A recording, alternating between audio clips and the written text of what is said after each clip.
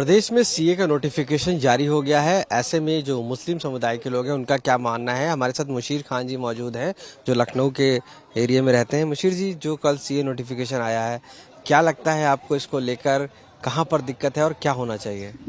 देखिए, हमको इस कानून से कोई दिक्कत नहीं है। सरकार की किसी योजना से कोई दिक्कत नहीं है। ये सरकार अगर निरपक्ष होकर कोई भी योजना लाती है, हम खुद उसका सबसे पहले खड़े होकर इस्तकबाल करेंगे, उसका स्वागत करेंगे। लेकिन इस कानून के अंदर दो एक चीजें ऐसी आ गई जो सिर्फ मुस्लिम को हिंदू धर्म से अलग कर रही, जबकि हमारा भारत सर्वधर्म समर्पित है। ये सभी धर्मों को लेके चलने वाला रहा है, ये हमारा शुरू से परंपरा रही है। बस इसमें ये चीजें कि ठीक करने में, बाकी मैं खुद इनके साथ में खड़ा हूँ। कुछ जो मुस्लिम मौलाना हैं वो सपोर्ट कर रहे हैं इसका, चाहे कोई भी हो, या खालिद फिरंगी महली हो या अन्य मौलाना। देखिए, खालिद फिरंगी महली का अगर नाम आता है तो खालिद फिरंगी महली कोई हिंदुस्तान या लखनऊ के ठेकेदार नहीं है। वो उनकी अपनी पर्सनल राय होगी और हमको उनकी राय से लेना देना नहीं। कोई मुसलमान उनके पीछे चलने वाला नहीं है, क्योंकि ये हमेशा से साबित होता रहा है कि वो सरकारी मौलाना रहे। जब मायावती की सरकार थी तब ये उस पक्ष में थे, सपा सरकार में सपा के पक्ष में थे, अब भाजपा सरकार में भाजपा के पक्ष में, उससे पहले कांग्रेस में रहे। तो इनका और ये दिल्ली वाले मौलाना, इनका कोई मतलब नहीं है। ये सरकारी मौलाना है। यानी आप लोग चाहते हैं कुछ इसमें खामियां हैं वो दूर कर ली जाए, तो आपके बिल्कुल बिल्कुल। जो हमारे उत्तर प्रदेश के मुख्यमंत्री योगी आदित्यनाथ जी और जो हमारी भारत सरकार के मुख्यमंत्री मोदी जी, इसमें जो खामियां हैं इसको ठीक कर लीजिए। मुसलमान कभी अलग तोड़ जाएगा। भारत के संविधान में अगर कोई चीज है तो संविधान को पूरी तरह से मानने वाला सबसे आगे सर्वप्रथम मुस्लिम ही है। सी का नोटिफिकेशन जारी होने के बाद कई तरीके की लोगों में कह सकते हैं कि इसको लेकर प्रतिक्रियाएं हैं। हमारे साथ इस समय मोहम्मद सदाब जी मौजूद हैं जो रिहाई मंच के संचालक भी हैं, और सबसे बड़ी बात, जब सीएनआरसी का प्रोटेस्ट हुआ था तो इन्होंने भी वो प्रोटेस्ट में कहीं ना कहीं पार्ट लिया था, खड़े हुए नजर आए थे, और इस एवज में जेल तक जाना पड़ गया था।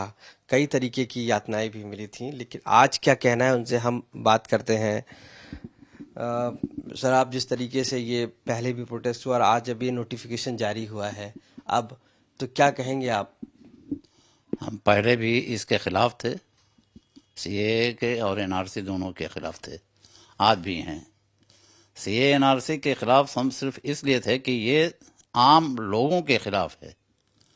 इसमें आप हिंदू मुसलमान की बात बिल्कुल छोड़ दीजिए, मुसलमानों के खिलाफ तो बिल्कुल नहीं है। ये उन दलितों के खिलाफ है जो अपनी नागरिकता साबित ही नहीं कर सकते हैं, इसलिए नहीं साबित कर पाएंगे कि उनके पास ज़मीन नहीं है, भूमिहीन हैं और मजदूर हैं, जिनके पास भी कोई ऐसा प्रमाण पत्र नहीं है कि वो यहाँ पैदा हुए, यहीं के रहने वाले हैं। तो ऐसे लोगों की तादाद जो है, भूमिहीन हैं या दलित हैं या और भी इसी तरह के लोग हैं जो दबे कुचले लोग हैं, गरीब लोग हैं, हिंदू भी हो सकते हैं, मुसलमान भी हो सकते हैं। उन्हीं लोगों के पास कोई प्रमाण नहीं होगा, लेकिन बाकी लोगों के पास प्रमाण है, वो साबित कर लेंगे। बाकी ये कानून ये कहता है कि जो लोग बांग्लादेश, पाकिस्तान या अफगानिस्तान से आए हैं और हिंदू हैं, उनको नागरिकता दे दी जाएगी अगर वो नहीं साबित कर पाएंगे। लेकिन पाकिस्तान, बांग्लादेश और अफगानिस्तान से आने वाले लोग यूपी में तो नहीं ही हैं, और भी ऐसे बहुत सारे प्रदेश ऐसे हैं जहां पर नहीं हैं। तो ऐसे लोगों को आप कहां से चिन्हित करेंगे? जो नागरिकता अपने देश की नहीं साबित कर पाता है, वो कैसे साबित करेगा वो पाकिस्तान से आया है, बांग्लादेश से आया है या अफगानिस्तान से आया है?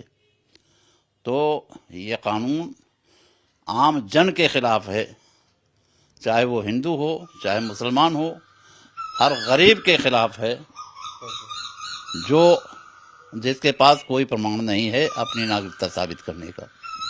सर, आप लोगों ने पहले भी प्रदर्शन किया था इसको लेकर जब ये बिल पेश हुआ था, और अब स्थिति है कि उसको नोटिफिकेशन आ गया है। क्या स्ट्रेटजी है अब आगे की? अब आप लोग क्या करेंगे इसको लेकर?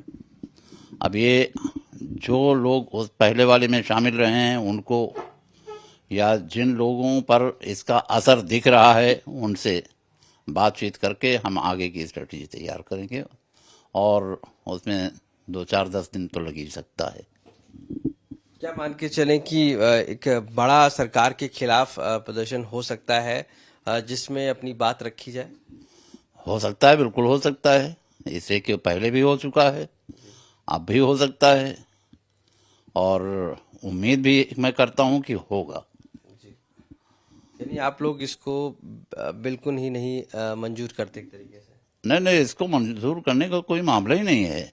इसलिए कि यही नहीं, अगर हम विदेशियों को नागरिकता दे देंगे तो अपने देश में रहने वाले लोगों को जिनको रोजगार नहीं मिल रहा है उनको तो रोजगार मिल नहीं रहा, विदेशियों का कहां से रोजगार देंगे? हमारे आर्थिक व्यवस्था वो और भी चौपट कर देंगे। तो ये भी एक कारण है इसका विरोध करने का। आपने प्रदर्शन किया था, आपको भी जेल जाना पड़ा, कई तरह की यातनाएं मिली हैं, फिर करेंगे तो आपको नहीं लगता है कि फिर परेशानी? देखिए, परेशानी तो जो लोग न्याय के लिए, न्याय स्थापित करने के लिए लड़ाई लड़ते हैं उनको तो हर तरह के परेशानी उठानी पड़ती है। हम ये अपनी लड़ाई नहीं लड़ रहे हैं ना, हम हर परेशानी उठाने के लिए तैयार रहते हैं। इसलिए कि हम तो साबित कर सकते हैं, जो हमारे पास रेवेन्यू रिकॉर्ड है, हम अपनी बात कर रहे हैं, हम तो साबित कर सकते हैं कि हमारा गांव 350 साल पहले आबाद हुआ है, हमारे पुरखों ने आबाद किया उस गांव को। तो हमारे पास तो कोई मामला ही नहीं है कि हम अपनी नागरिकता न साबित कर पाए। लेकिन हमें लड़ाई लड़ना है आम लोगों के खिलाफ के लिए, उनके अधिकारों के लिए, गरीबों और दबे कुचलों के अधिकारों के लिए, उनको अधिकार दिलाने के लिए हमें ये लड़ाई लड़ना है। तो मोहम्मद सदाब जी, साफ तौर से मानना है कि ये लड़ाई जो है आम लोगों की है, दबे कुचले लोगों की है, और उसके लिए ये लड़ाई लड़ी जाएगी और किसी भी तरीके से सीए एनआरसी कबूल नहीं है। सीए का नोटिफिकेशन आने के बाद हर वर्ग इसके बारे में बात कर रहा है, लेकिन साफ तौर से उत्तर प्रदेश की राजधानी लखनऊ में जहां पर एक मैसिव प्रोटेस्ट हुआ था सीए एनआरसी को लेकर, जब इसका बिल पेश हो रहा था, ऐसे में कई वो लोग थे जो इस प्रदर्शन में भी थे, जिनको जेल भी जाना पड़ा। उसी में एक नाम है सदफ जफर का भी, जो उस दौरान पूरी तरीके से प्रोटेस्ट में साथ रही, खड़ी रही, न्याय की मांग करती रही। उनसे बात करते हैं कि आखिर वो क्या सोचती हैं।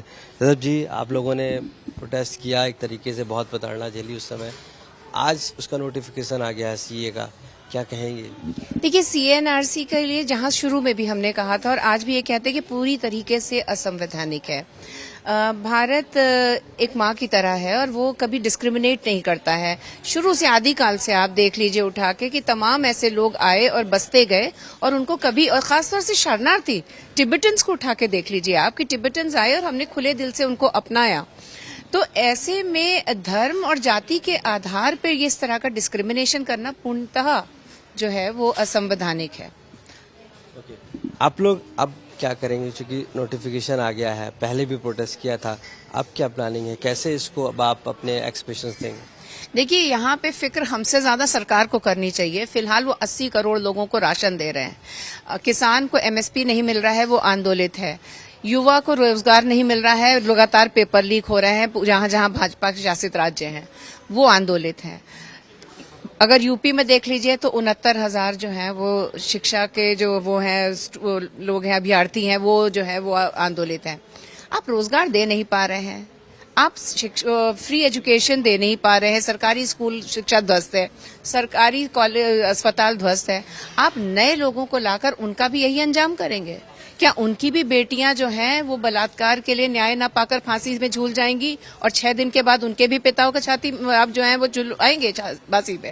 तो ये जो इस तरीके की तमाम चीजें हैं, पहले अपना घर सुधार लो तब नए लोगों को बुलाओ।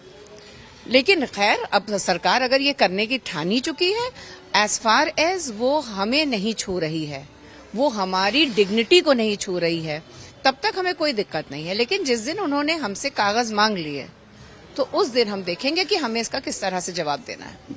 आप लोगों पर कई मुकदमे भी दर्ज हुए, कई तरीके की परेशानियां हुई, और अब स्थिति कहीं ना कहीं एनआरसी को जारी करने के बाद क्या रहेगा? आपको डर लग रहा है कि अब फिर वैसी चीजें होंगी?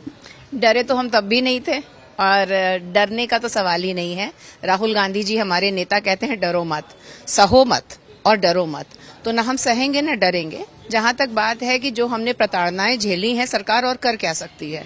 ये सरकार रोजगार दे नहीं सकती है, शिक्षा दे नहीं सकती है, चिकित्सा दे नहीं सकती है, इज्जत दे नहीं सकती है, महिलाओं को सुरक्षा दे नहीं सकती है, प्रताड़ना ही दे सकती है। तो हम तो सर पे साफा बांध के निकले हैं। जब भी संविधान के ऊपर संकट आएगा, हम उसको उसी तरीके से टैकल करेंगे। हाल फिलहाल हमें नहीं लगता है सबसे बड़ा संकट मोदी जी स्वयं है, उनको हटाना ज्यादा जरूरी है हमारे लिए। हम इस वक्त लोकसभा चुनाव के ऊपर पूरी तरह फोकस्ड हैं और इस तरह के जो शगुफे हैं उससे हमारी सेहत पे असर नहीं पड़ता है। एक प्रोटेस्ट फिर होगा, क्या लोग आएंगे, निकल के अपनी बात रखेंगे इसको लेकर? देखिए, जब आपकी डिग्निटी के ऊपर सवाल उठेगा, जब आपकी जो है सुरक्षा पे सवाल उठेगा, आपके पूरे अस्तित्व पे सवाल उठेगा एक भारतीय नागरिक होने के नाते, तब उसको देखा जाएगा। फिलहाल अमित शाह जी ने कहा है कि नागरिकता पे कोई वो नहीं है, संकट नहीं है। हमारे लीगल एक्सपर्ट्स उसको देख रहे हैं, कागज को समझ रहे हैं। उसके बाद जैसा भी होगा उस हिसाब से किया जाएगा। थैंक यू बात करने के लिए। तो सदर जफर जी, साफ तौर से मानना है कि जब तक हमारी डिग्निटी पर कोई असर नहीं पड़ता, यानी कि हमारे रास्तों में जब तक रुकावट नहीं आती, हम उसको देखेंगे और जरूर इस बारे में चर्चा भी होगी और जरूरत पड़ी तो आगे इसके लिए खड़ा भी हुआ जाएगा। लखनऊ से कैमरा पर्सन संदीप दुबे के साथ आशीष श्रीवास्तव, आज तक।